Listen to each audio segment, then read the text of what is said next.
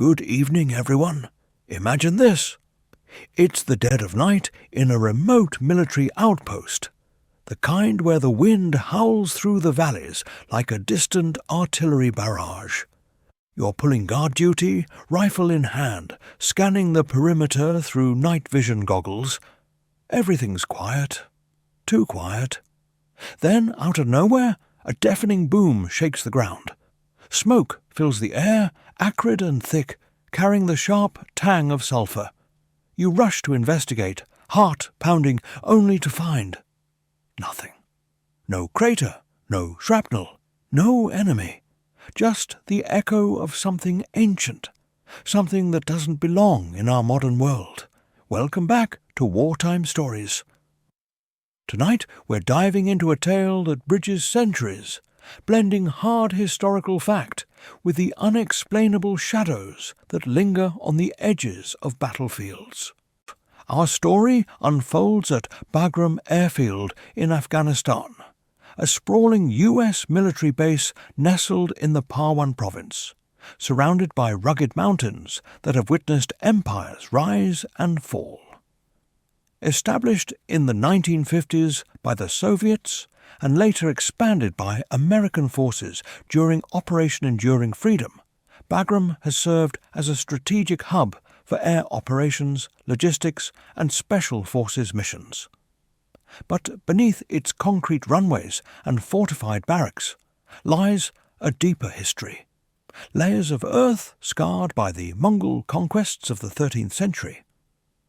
Afghanistan was once part of the vast Mongol Empire under Genghis Khan and his successors. The region saw brutal campaigns, including the infamous siege tactics that incorporated early gunpowder technology adopted from Chinese engineers. Historically, the Mongols first encountered gunpowder during their invasions of the Jin dynasty in northern China around 1211. Accounts from the time describe primitive devices, fire lances spewing flames and shrapnel, thunderclap bombs that exploded with terrifying noise, and rockets that streaked across the sky. The Jin used these against the Mongol hordes at sieges like Kaifeng in 1232, where bombs rained down, causing chaos among the cavalry. But did the Mongols panic? Contemporary records suggest not. They adapted swiftly, incorporating the technology into their own arsenal. By the 1258 siege of Baghdad, they were hurling explosive devices to breach walls and demoralize defenders. Historians like Stephen Hoare note how the Mongols turned these innovations westward, influencing warfare from Europe to the Middle East. Yet, our whispers in ancient texts hint at more. Superstitions among the ranks, shamans interpreting the blasts as omens from the spirits, or even curses unleashed by the alchemists who invented gunpowder while seeking immortality. Tonight's accounts come from US service members stationed at Bagram in the mid-2000s during a period of heightened operations. These are first-person testimonies, shared anonymously to protect their identities, detailing experiences in the old barracks, structures built over what archaeologists believe was a Mongol-era encampment. What they encountered wasn't Taliban insurgents or IEDs, but something far older, replaying a pivotal moment in history. Was it mass hallucination from deployment stress? Or did the echoes of that first gunpowder clash awaken restless forces? As always, I approach these stories with respect for those who've served. Military life demands discipline, and admitting the inexplicable takes courage. Let's step into the shadows and uncover how the Mongols really reacted the first time they faced gunpowder, through the lens of the haunted barracks at Bagram. Chapter 1. Shadows on the Perimeter. I was Sergeant Mike Harlan, U.S. Army, 82nd Airborne Division deployed to Bagram Airfield in the summer of 2014. My platoon drew perimeter security and quick reaction force duty for the eastern sector of the base. Bagram was a city within a city. Runways stretched for miles. C-17S and Predators taking off around the clock. Convoys grinding through the dust, and the constant low roar of diesel generators that never slept. But the place we called home, Building 47, and sat on the far edge near the foothills of the Hindu Kush. It was one of the older Soviet-era barracks. Thick concrete walls patched with mismatched repairs, olive drab paint peeling in long strips, windows covered by heavy steel mesh. The structure felt heavy, like it carried more years than the calendar allowed. Rumours said the ground beneath it had once been a Mongol staging camp during their sweep through the region in the early 1200s. Nobody paid much attention to the stories until they started paying attention to us. The first sign came on our third night in country. I pulled mid-watch in Tower 5, the one that overlooked the concertina wire and the open ground sloping toward the mountains. The air was dry and cold, the kind that makes your sinuses ache. Stars burned bright overhead, no moon, perfect visibility. At 0217 I heard it, a deep, rolling rumble that vibrated up through the steel platform under my boots. Not thunder. The sky was clear. Not artillery. No outgoing rounds scheduled. No impact flashes. I swept the sector with thermals. Nothing hot, nothing moving. Then the sound changed. Hooves. Dozens, maybe hundreds, pounding packed earth in a rolling gallop. Horses don't belong on a modern airfield. No stables, no mounted units. I keyed the radio. Tower 5 to Tower 6. You copy that cavalry noise? Private Jenkins came back fast. Affirmative, Sarge. Sounds like a whole regiment coming in hot. From your sector? Negative visual. Checking now. I switched to binos. The barracks windows glowed faintly from interior lights, but between the buildings and the wire I saw movement. Dark shapes flowing across the open ground. Silhouettes of riders, at low and hunched, bows or lances raised. The images flickered like bad thermal bloom, then vanished. My pulse kicked up. I called it in. TOC, Tower 5. Possible dismounted patrol or mounted intrusion vicinity. Building 47. Request QRF. Standby. The response was calm, professional. Roger, Tower 5. QRF rolling. Hold position. By the time the Humvee rolled up with 4 guys and a SAW gunner, the sound had faded to wind. We swept the perimeter on foot, flashlights cutting through swirling dust, rifles at low ready. No tracks, no hoofprints, no disturbed gravel. Just the normal litter of cigarette butts and MRE wrappers. The lieutenant who showed up shrugged it off. Probably whined through the mountains, or somebody left a radio on with a war movie. Stand down. Jenkins and I exchanged looks, but kept our mouths shut. Back in the barracks, I tried to rack out, but every creak of the old building sounded like saddle leather or bowstrings being drawn. Sleep came in fragments. The next morning at chow, I sat with Specialist Ramirez. He leaned in close, voice low. Sarge, I had the weirdest dream. Bunch of horsemen in furs and helmets charging straight at these glowing tubes. Then fire erupted, bright flashes, smoke everywhere. They were screaming about demons spitting lightning. Woke up soaked. I stared at my coffee. You hear the horses last night? He nodded slowly. Thought it was my imagination. Corporal Lee, our Intel NCO, overheard and slid onto the bench. I looked up the history.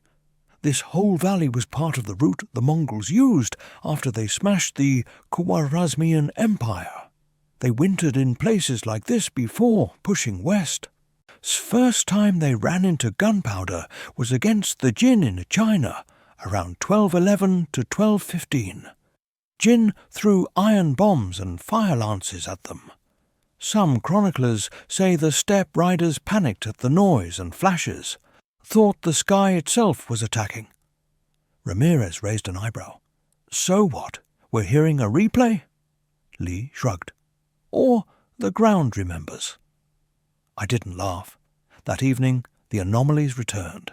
Sandstorm rolling in from the north, visibility down to 30 meters. I stepped outside the barracks for a smoke, back against the wall. The wind carried voices, guttural, rhythmic, nothing like Pashto or Dari. Words I couldn't understand, but felt in my chest like drumbeats. Tengri. Fire. Curse. Then a sharp crack split the air, louder than an M4 on full auto.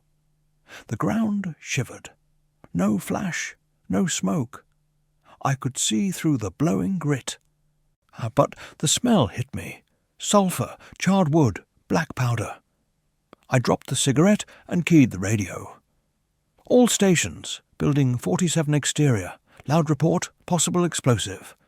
No visible source. Responses flooded in. Negative contacts, negative smoke. I swept the area again with my weapon light. Nothing. When I turned back toward the door, a shadow flickered across the concrete wall beside me. The outline of a mounted archer, bow drawn, face contorted in what looked like terror. The image held for 2 heartbeats, then dissolved into swirling dust. Inside, the squad was already up, rifles in hand. Jenkins met me at the door. Sarge, you smell that? Yeah, gunpowder. Ramirez stood by his bunk, pale. It's not stopping. Whatever happened here centuries ago, it's bleeding through. I looked around the dim room. Bunks stacked 3 high. Lockers dented and scarred, fluorescent lights buzzing overhead. The air felt thicker, heavier, like the building itself was holding its breath. We didn't sleep much after that. Every few hours another low boom rolled through the walls, followed by the thunder of hooves and distant shouts in a dead language. No one called it ghosts yet. We were soldiers. We dealt in facts, threats, patterns. But the pattern was clear. Something ancient had woken up in Building 47, and it was replaying the moment the Mongols first faced gunpowder. Not as calm conquerors, but as men staring into a fire they didn't understand. As the storm died and false dawn greyed the sky, I stood at the window and watched the mountains. The next boom came softer, almost expectant. Whatever was out there wasn't finished with us. Not by a long shot. Chapter 2. Whispers in the Wind. Staff Sergeant Elena Torres, Military Police, 101st Airborne Division. I landed at Bagram in November 2014, fresh off a rotation stateside, assigned to the Provost Marshal's office. My job was straightforward. Investigate reported incidents, maintain order, keep the lid on anything that could erode good order and discipline. The commander pulled me into his office the second day. Torres, we've got a situation in Building 47. Harlan's platoon is reporting noises, horses, explosions, voices. They're solid troops, not the type to make stuff up. Check it out, document everything, but keep the report low profile. We don't need rumours spreading like wildfire. I nodded, already pulling up the incident log on my tablet. Building 47 had a thin file, a few noise complaints. One report of unexplained smoke odour, nothing actionable. I started with interviews. Sergeant Harlan met me outside the barracks at 1400, still in his gear from morning patrol. He looked tired but steady. "Ma'am, it's not just sounds," he said. "It's coordinated. Hooves first, then voices in some old language, then a boom like black powder charge. Smells like sulphur afterward. We've swept the perimeter every time. Nothing physical. No tracks. No residue." I took notes. "Any patterns? Time of night?" "Usually after 0200. Worse during wind or storms. Last one hit during that sandstorm 2 nights ago." I asked to see the common area where most of the squad had experienced it. Inside, the barracks smelled of stale coffee, gun oil, and the faint, metallic tang of old concrete. Bunks lined the walls, personal gear stowed neatly, a few morale posters curling at the edges. Specialist Ramirez pointed to a corner near the window. "That's where the shadows show up sometimes, like projections on the wall. Horsemen charging, then recoiling." I examined the spot. No burn marks, no scorch, just normal wear. But the air felt different there. Thicker, almost electric. I thanked them and stepped outside to walk the perimeter alone. The wind was picking up from the north, carrying fine grit that stung my face. I paused near the chain-link fence, listening. At first, only the usual bass noise, distant jet engines, a generator cycling. Then the whispers arrived. They rode the wind like smoke, low, rhythmic, overlapping. Not English, not Pashto, not Dari. The cadence felt ancient, deliberate. I strained to catch words. Fragments came through. Tungri, Ot, Kara. I didn't speak Mongolian, but I'd heard enough briefings on regional threats to recognize the sound of it. My radio crackled. "Torres, this is Specialist Khan. You hearing that?" Khan was on foot patrol 50 meters west. "Affirmative. Sounds like chanting. Moving to investigate." We converged near the barracks' rear wall. The whispers grew clearer, almost intelligible. "The fire lances, demons from the sky, hold the line."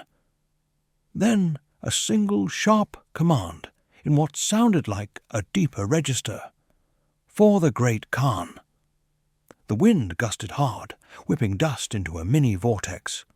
For a split second, the air shimmered and shapes coalesced. Mounted figures in layered furs and lamellar armor. Horses rearing as bright flashes erupted in front of them. No sound accompanied the vision, but just silent panic. Riders yanking reins, mouths open in shouts, some turning their mounts to flee. The image collapsed as quickly as it formed. Khan reached me, breathing hard. "I saw horsemen.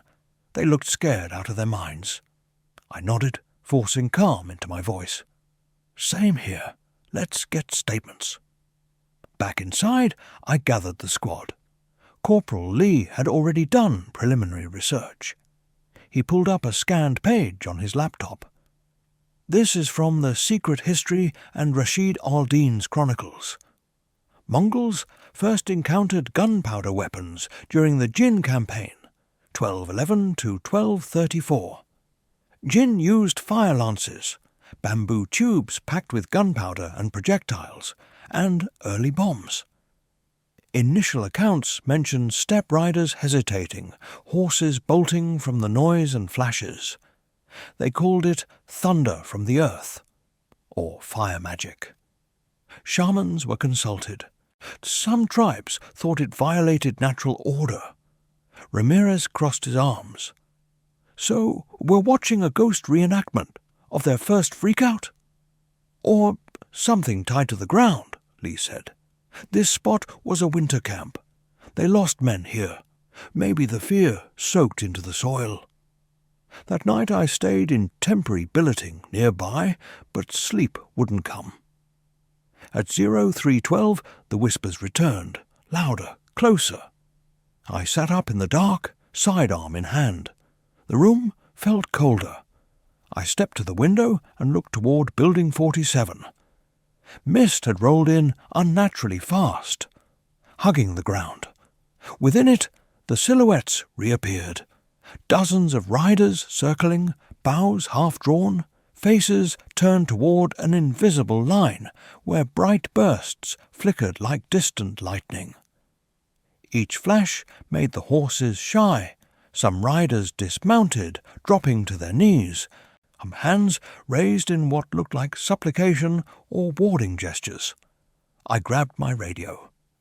All MP units, Building 47 vicinity. Anomalous visual and auditory phenomena, not hostile contact. Stand by for my lead. No response came immediately. The mist thickened, swallowing the shapes. Then a single massive boom rolled through, not from any cannon we had, but deep, resonant, like an underground charge. The floor vibrated under my boots. Acrid smoke drifted past the window, faint but unmistakable. Black powder and scorched earth. When the mist cleared, nothing remained. No crater, no debris. I walked the area at first light with Khan and a two-man team. We found only one anomaly, a small patch of scorched gravel near the barracks foundation, no bigger than a dinner plate, still warm to the touch. The burn pattern looked like an old-fashioned powder burn, radial, uneven, no shrapnel. I photographed it, bagged a sample, and marked the coordinates. Back in the office, I typed the report, careful with wording. Unexplained olfactory, auditory, and visual phenomena consistent with historical accounts of early gunpowder engagement.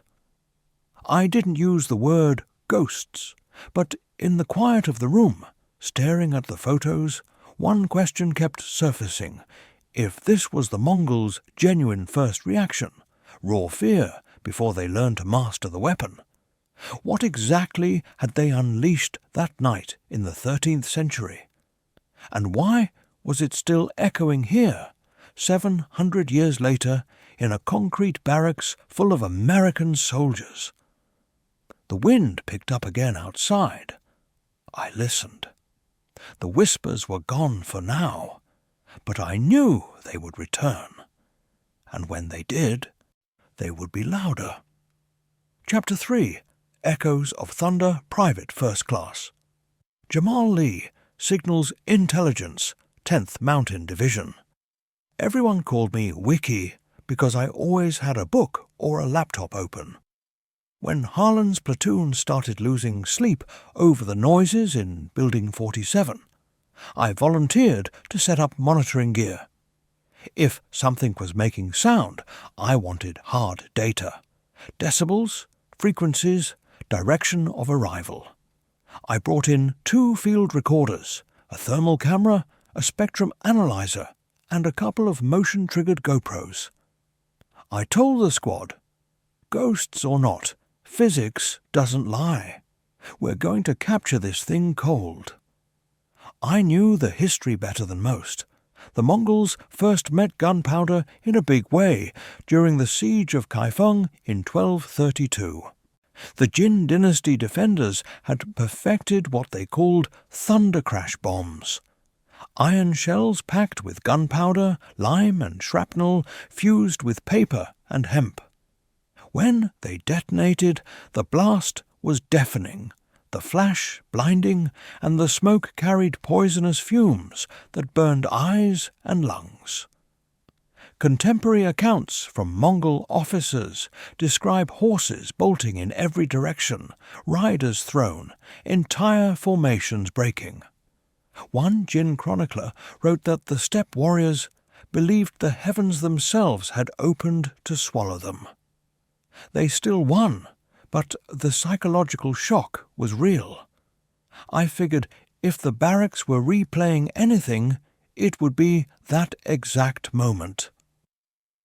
Night 1 of monitoring, I stayed awake in the common room, headphones on, eyes on the laptop. At 0147, the spectrum lit up. low-frequency rumble climbing fast.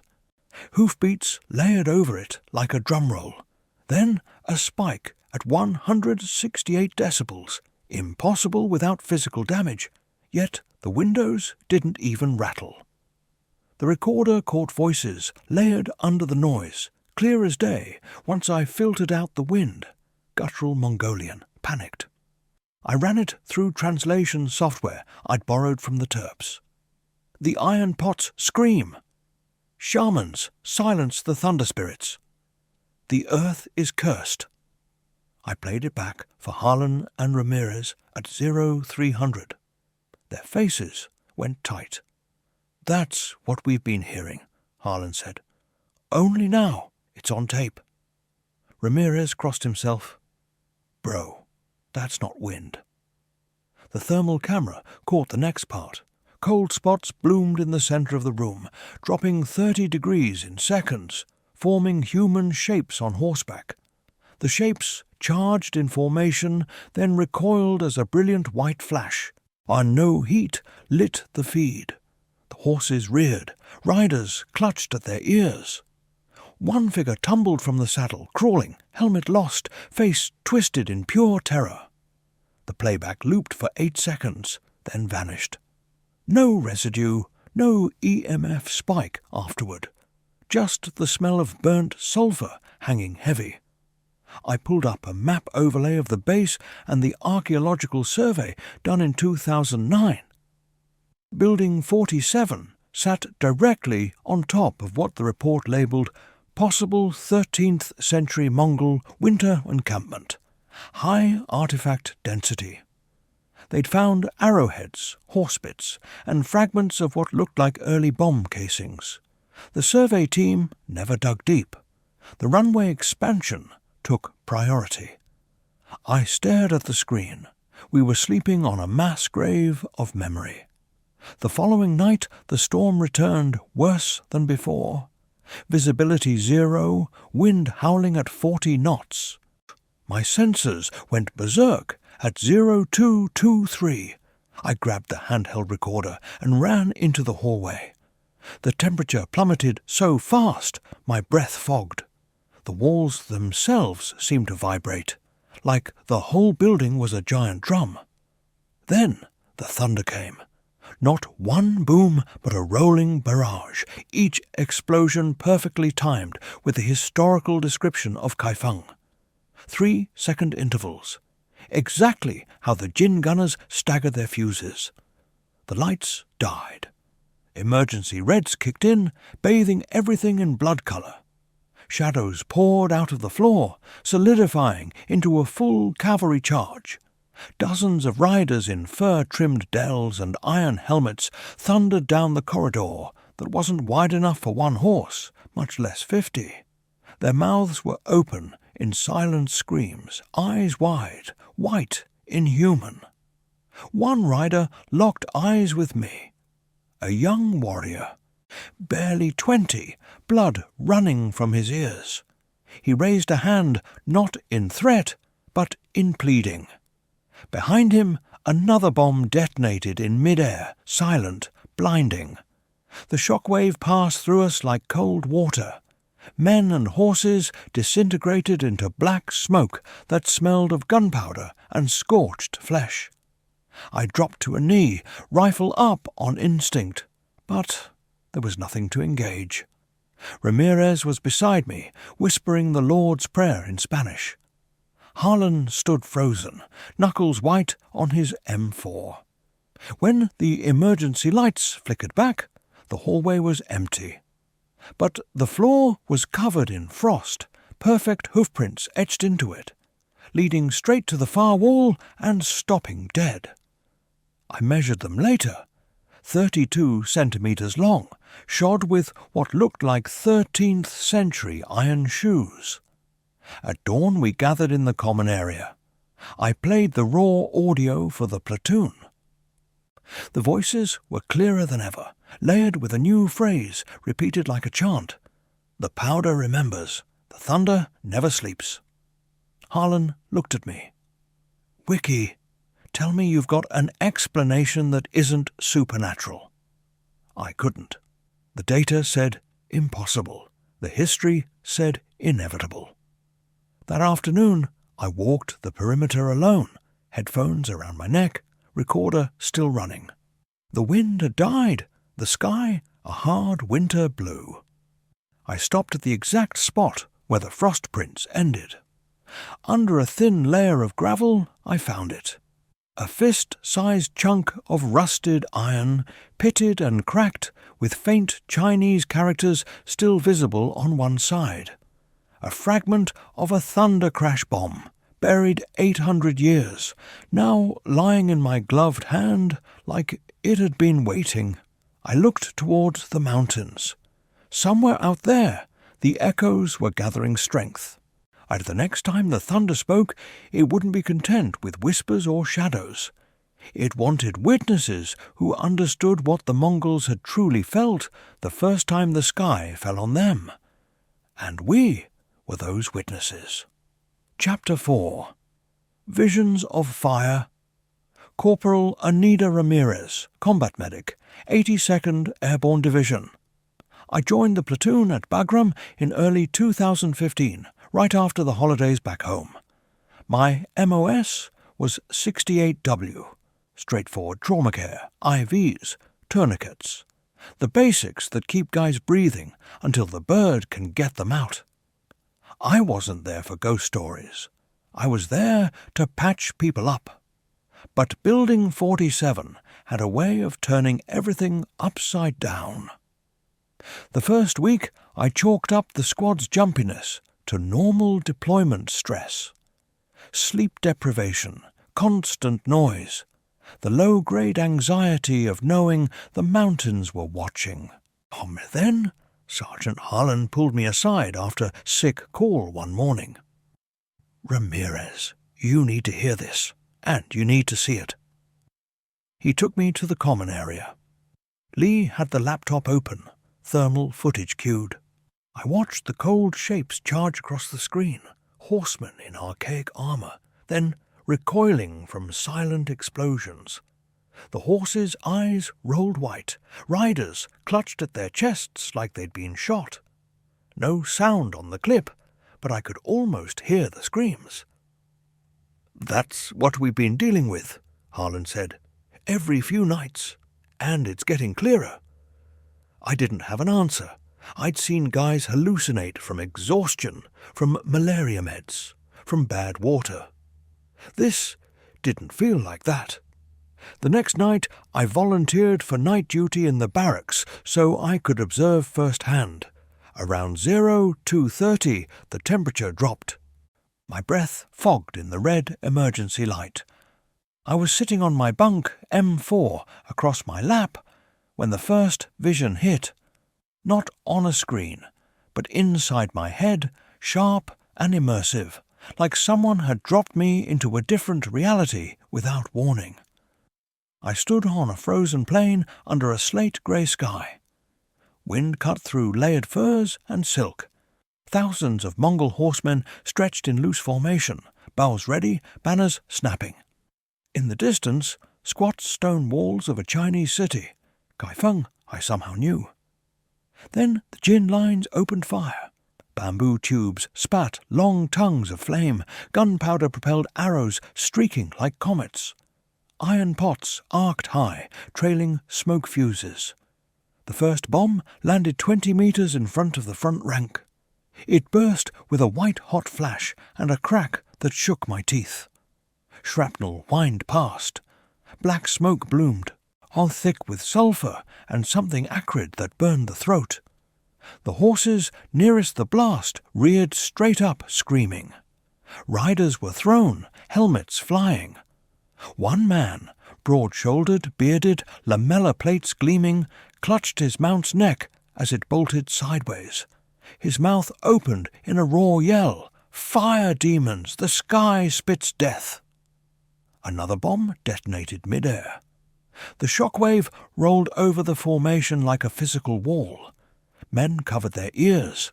Blood trickled from nostrils. A young rider beside me, barely old enough to grow a proper moustache, dropped his bow and pressed hands to his face, rocking back and forth. "Tengri has forsaken us," he moaned. "The powder is cursed. It wakes the angry spirits." I felt their terror in my own chest, heart hammering, lungs seizing, the instinctive animal urge to run from something unnatural. These weren't calm conquerors adapting to new tech. These were men who believed the world had rules, and those rules had just shattered. The vision shifted. Same battlefield minutes later. A shaman in ragged robes danced among the ranks, beating a drum, chanting to drive the demons back. Some riders rallied, knocking arrows, forcing their mounts forward. Others turned tail, whipping horses into a panicked gallop. The shaman pointed at a fallen bomb casing, still smoking. "Take it, steal the fire, make it ours, or it will consume us all." Then the scene dissolved. I was back on my bunk, gasping, sweat soaking my undershirt. The barracks smelled of gunpowder again, real, choking, impossible. Ramirez, me, stumbled to the sink and splashed water on my face. My hands shook. Harlan appeared in the doorway, eyes wide. "You saw it, too." I nodded. They were terrified, thought it was sorcery. The noise, the flash, the smoke. It broke something in them. Before they learned to use it, they wanted to run. We gathered the squad. Jenkins admitted he'd had the same vision the night before. Lee pulled up more historical excerpts. Rashid al-Din wrote that some Mongol units refused to advance after the first Jin bombardments, believing the explosions were proof the enemy had allied with underworld forces. Shamans performed rituals for days to cleanse the taint. The next evening we tried something deliberate. Harlan suggested we sit in the common area, lights low, and wait. No radios, no distractions. Just listen. The wind rose outside. Whispers returned, then hoofbeats, then the rolling thunder of bombs. The visions came in waves, fragments at first, then longer sequences. We saw riders dragging wounded comrades away from blast zones, shamans burning herbs to ward off the fire spirits, officers beating deserters back into line with whips. One vision lingered longest. A grizzled Noyans standing over a captured gin bomb, staring at the fuse like it was a live snake. He spoke slowly, voice heavy with dread and fascination. "This black powder, it is not of this world. Yet, if we master it, no wall can stand against us. But the spirits will remember." When the last echo faded, the room was silent, except for our breathing. Frost had formed on the windows again, patterns like spreading cracks. I looked at the others. It's not just replaying history. It's showing us what they felt. The fear they buried so deep, they never wrote it down. The real first reaction wasn't strategy. It was primal.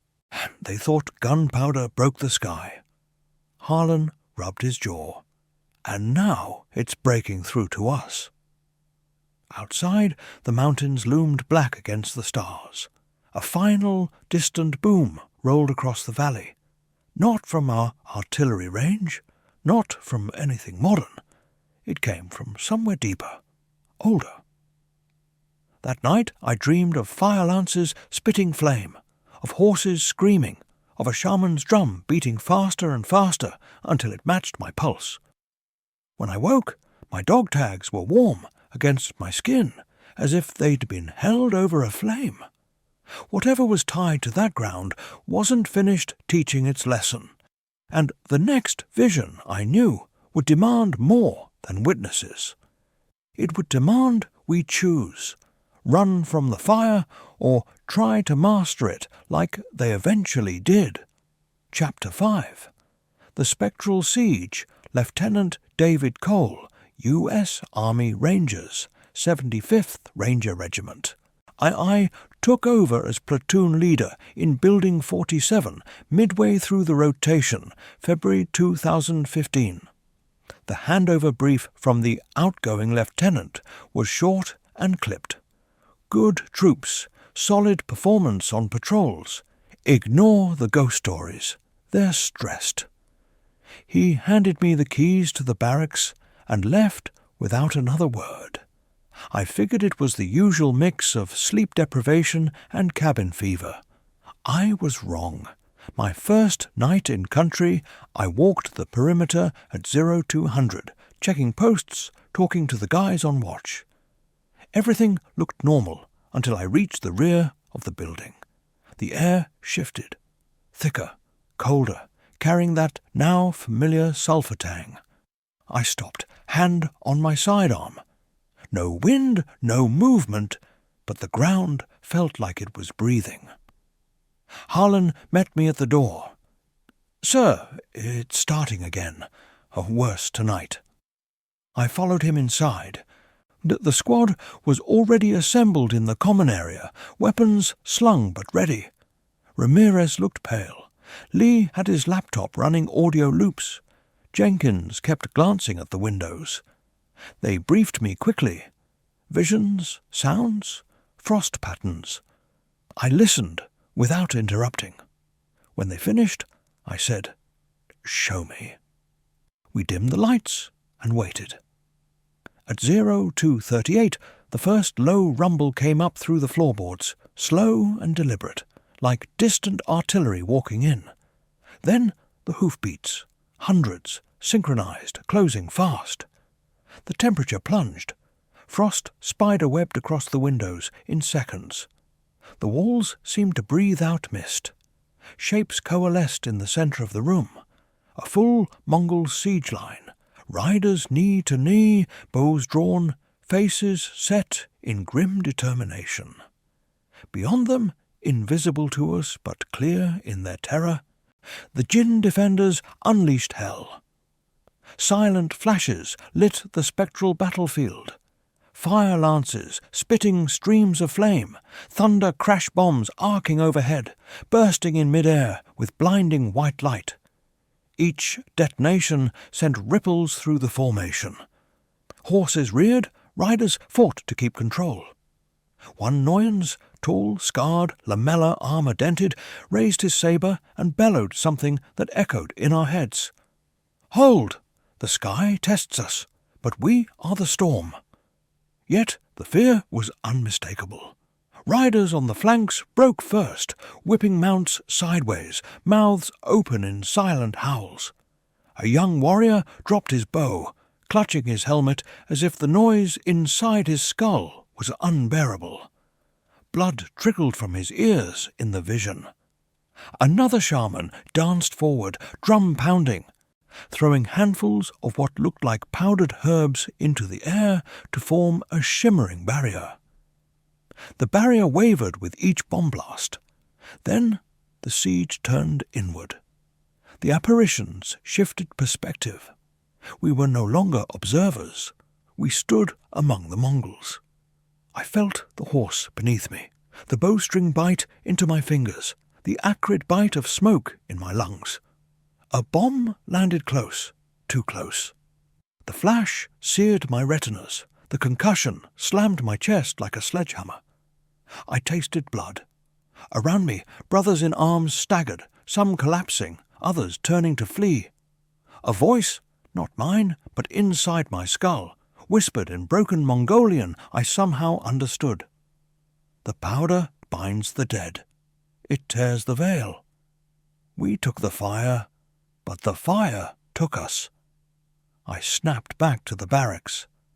My knees hit the concrete. Harlan was beside me, breathing hard. "You felt it too, sir?" I nodded, throat tight. They weren't just scared. They thought they'd opened something permanent, a door that shouldn't be opened. The visions intensified. The room filled with smoke that had no source, grey, choking, smelling exactly like spent black powder. Shadows of fallen riders crawled across the floor, dragging themselves toward us, hands outstretched. One reached Torres. She stepped back instinctively. The hand passed through her boot, leaving frost on the leather. We tried to engage. Jenkins raised his M4 on reflex. "Contact front," he shouted. We all levelled weapons, fingers off triggers but ready. The apparitions paid no attention. They weren't attacking us. They were reliving their own panic, their own desperate rally. A spectral shaman appeared directly in front of me, eyes wild beneath a fur cap. He thrust a small iron fragment toward my chest, the same bomb shard Lee had found earlier. When I touched it, the metal burned cold. The final barrage came. A dozen phantom bombs detonated in sequence, each flash brighter, each concussion deeper. The building shook, dust sifted from the ceiling. In the heart of the chaos, a single figure stood unmoving. An older Mongol, perhaps a general, staring straight at the source of the fire. His lips moved. "We will learn this sorcery. We will turn it against the world, but the spirits will ride with us forever." Then silence. The smoke cleared. The frost melted in seconds. We stood in an ordinary barracks again, bunks, lockers, the hum of the heater kicking on, but the air still carried the echo of hooves and distant thunder. I ordered everyone to stand down. We inventoried gear. I checked for injuries. Nothing physical. But every man in that room had the same hollow look. We'd felt what they felt the moment gunpowder stopped being a tool and became a force that changed the rules of existence. Later, alone in my office, I opened the small iron shard. Under the desk lamp, faint etchings appeared. Chinese characters for thunder and fire, surrounded by what looked like protective runes, scratched in later, perhaps by a Mongol shaman trying to bind whatever had been released.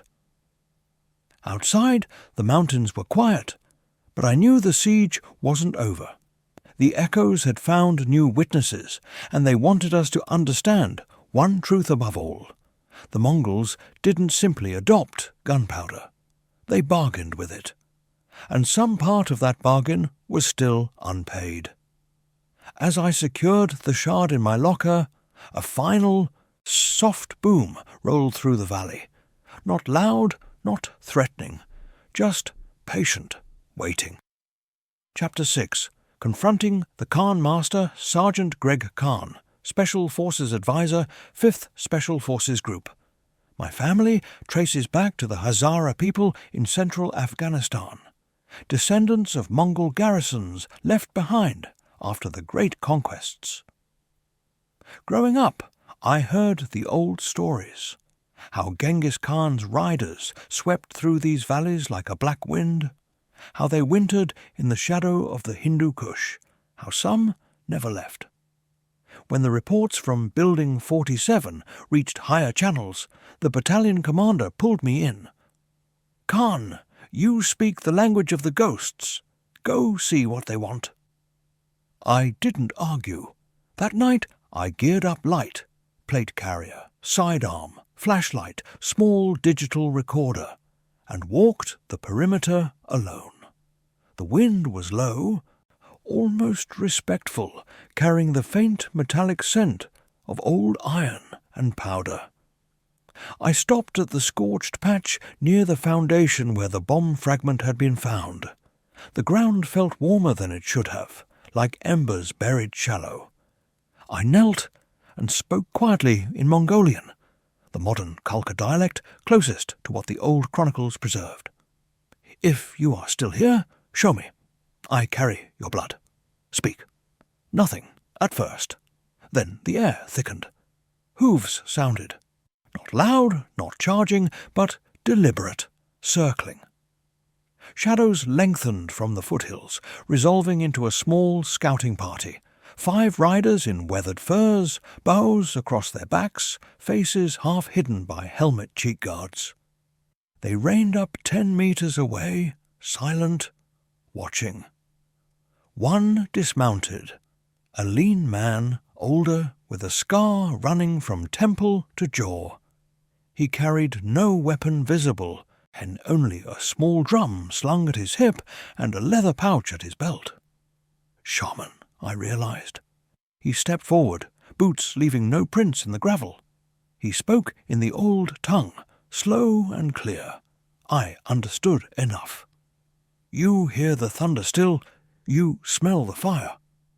Why do the sons of the steppe call us now? I answered carefully. The ground remembers. The powder remembers.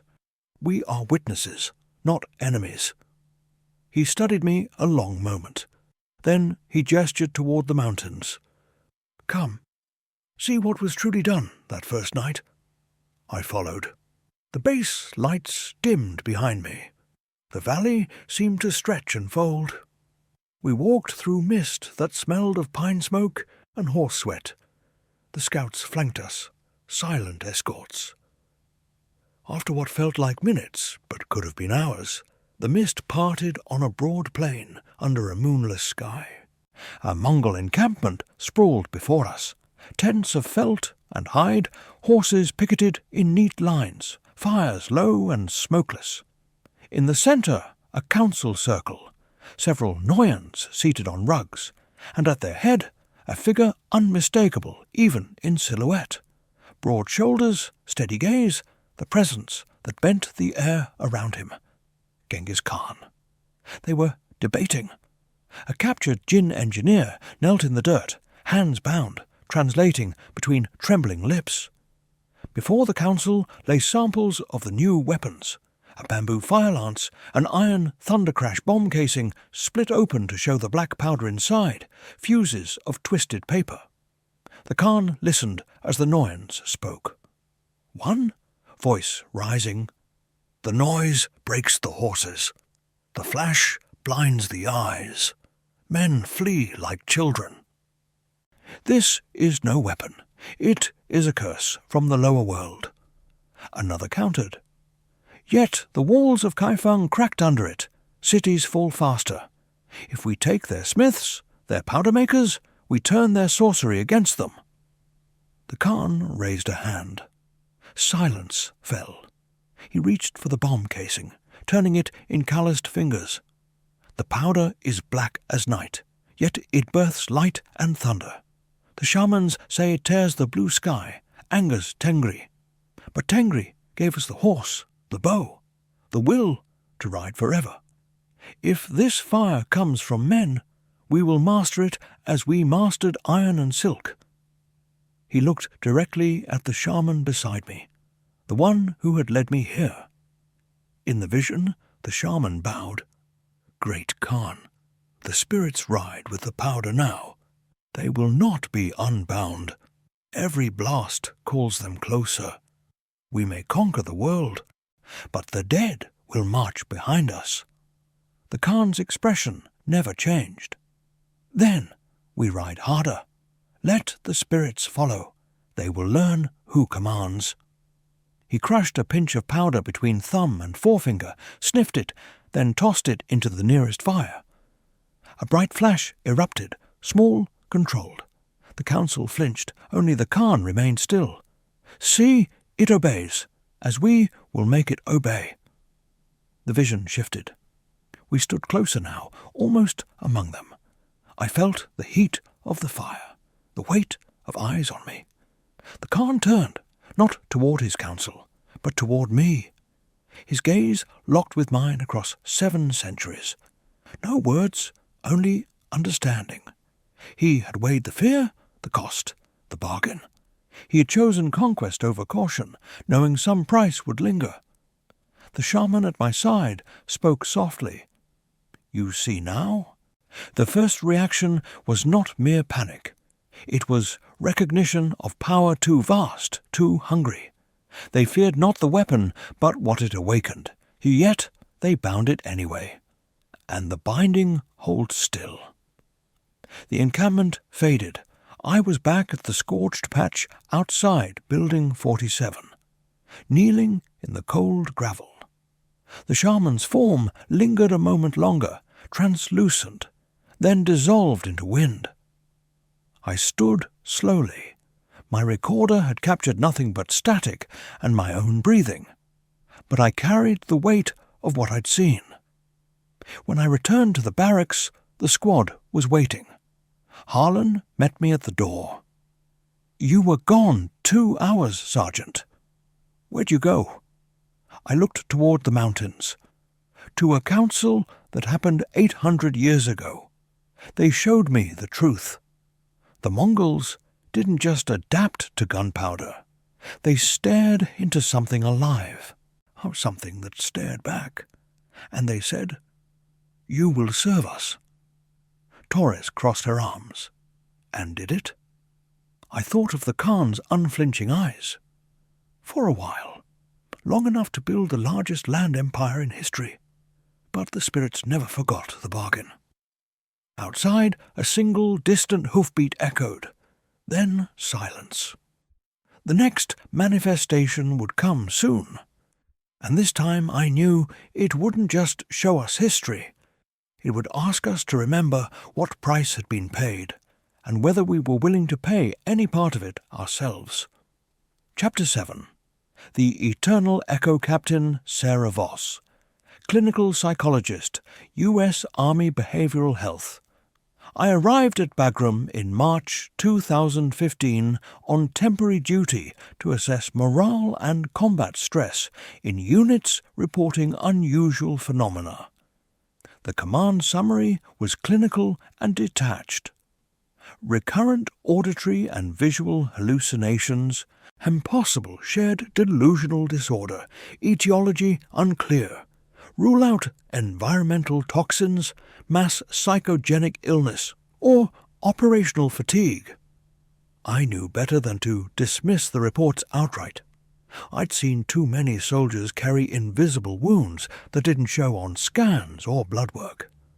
My first day, I reviewed every statement, every audio file, every photograph of frost patterns and scorched gravel.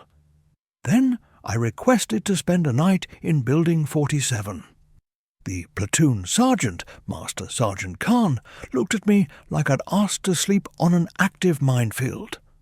"Ma'am, it's not safe." "I'm not here to observe from the TOC," I told him. "I need to experience what they experienced." They cleared a bunk for me in the common area. I set up my own recorder, a small notebook, and a low-light camera. No sidearm. I wanted to be as unthreatening as possible. The squad gathered before lights out. Harlan spoke for them. "Captain, if it starts, don't try to fight it. Just let it show you. Fighting makes it worse." I nodded. Understood. At 0214, the temperature dropped 20 degrees in under a minute. My breath plumed white. The lights flickered once, then steadied into a dim amber glow that wasn't coming from any fixture. The air thickened with the now familiar smell. Black powder, scorched earth. Horse sweat, old iron. The barracks walls dissolved. I stood on the same frozen plain I'd seen in the others' accounts. Kaifeng Siege, winter, 1232. But this time, the perspective was panoramic, merciless. Thousands of Mongol horsemen faced the city walls. The Jin gunners worked methodically, fuses lit, pots lofted by trebuchet, fire lances levelled. The first barrage landed in a perfect crescent. The explosions were no longer silent. Each blast roared, deep, bone-rattling, layered with the screech of tearing metal and the wet snap of breaking bone. Horses screamed in registers that pierced the skull. Riders were hurled from saddles. Others clung desperately as mounts bolted blind. Blood sprayed in arcs where shrapnel found flesh. A standard-bearer's pole snapped. The yak-tail banner dropped into the mud. Yet, amid the chaos, pockets of order formed. Noyons bellowed commands, whips cracking over heads. Shamans circled, drums thundering counterpoint to the bombs. One shaman, tall, wild-eyed, threw powder into the wind, chanting. A faint blue shimmer appeared, wavering, then held for 3 heartbeats before shattering under the next detonation. I felt it then. The collective emotion of an entire army confronting the incomprehensible. Not just fear, existential dread. These men had crossed half the known world on horseback, believing the sky was theirs by right. Tengri's blue vault protected them. The earth carried them forward. Now the earth itself rebelled, spitting fire and thunder from man-made vessels. The powder didn't merely kill, it violated cosmology. A single rider broke from the line and galloped toward me. He reined up so close I could see the frost on his moustache, the bloodshot terror in his eyes. He spoke directly into my mind, voice raw. The elixir was meant for immortality. The Chinese sought to live forever. Instead, they birthed death that echoes. We took their fire to conquer. But the fire took something from us. Every blast since has fed the same hungry thing. Behind him, the battle shifted. Our Mongols began to counter. Captured fire lances turned against the walls. Captured bomb casings hurled back. They adapted with terrifying speed. But the cost was visible. Fallen riders who did not rise, whose bodies lay unnaturally still, while faint wisps of shadow rose from them, drifting toward the powder smoke like smoke returning to fire. The shaman from Khan's vision appeared beside the rider. He addressed me now. You see the truth they hid in their chronicles. The first reaction was not courage, it was recognition of a power older than bows, older than horses. The powder is not inert, it is a bridge. Each detonation calls across it. We bound it with ritual, with will, with conquest. But the binding phrase, the echoes grow louder. Now it reaches across centuries to find new witnesses. The vision collapsed inward. I was back in the barracks, on my knees, notebook forgotten. The squad surrounded me, Harlan steadying my shoulder, Ramirez checking my pulse, Khan watching the windows. Frost coated every surface in intricate patterns. Horses, bows, exploding spheres, protective runes half-formed. I looked at them. It's not a replay, it's a warning. Gunpowder didn't just change warfare, it changed what warfare touches. The Mongols mastered the weapon, but something mastered them in return. And whatever that something is, it's still here. Tied to the powder, tied to the ground, tied to every battlefield since. Outside, the first grey of dawn crept over the mountains. The phenomena receded like a tide going out. The frost melted, leaving only wet concrete. The sulphur smell faded to nothing. We sat in silence for a long time. No one rushed to speak. Finally, I said, "We need to document this, not as hallucinations, as testimony." Khan nodded. "And then what?" "Then we carry it forward, the way they carried the powder forward, knowing the cost." As we secured the barracks and stepped into morning PT formation, I looked back at Building 47. It looked ordinary again, peeling paint, chain-link fence, distant jet noise. But I knew better. The eternal echo hadn't left. It had simply paused, patient, waiting for the next spark, the next detonation, the next witness who would hear the thunder and understand what it truly meant. The Mongols hadn't just reacted to gunpowder, they had bargained with eternity, and some bargains never expire.